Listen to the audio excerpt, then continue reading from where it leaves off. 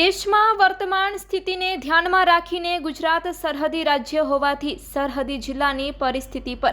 સતત નજર રાખવા મુખ્યમંત્રી શ્રી ભૂપેન્દ્ર પટેલની સૂચનાથી state emergency operation centre Gandhinagar ખાતે ગૃહ રાજ્યમંત્રી શ્રી હર્ષ સંઘવીની અધ્યક્ષસ્થાને ઇમરજન્સી સમીક્ષા બેઠક યોજાઈ રહી છે, જેમાં મંત્રીશ્રીએ સંબંધિત જિલ્લાના કલેક્ટરશ્રીઓ તથા જિલ્લા પોલીસ વડાશ્રીઓ સાથે ટેલિફોનિક વાત કરી સ્થાનિક સ્થિતિ અંગે જાણકારી મેળવીને કોઈ અનિચ્છનીય બનાવ ન બને, કોઈ પેનિક ન થાય તથા વિશેષ તકેદારી રાખવામાં આવે તે માટે જરૂરી સાવચેતીના પગલાં ભરવા સૂચનાઓ આપી હતી। આ બેઠકમાં મુખ્ય સચિવ શ્રી પંકજ જોશી, અધિક મુખ્ય સચિવ શ્રી જયંતિ રવિ,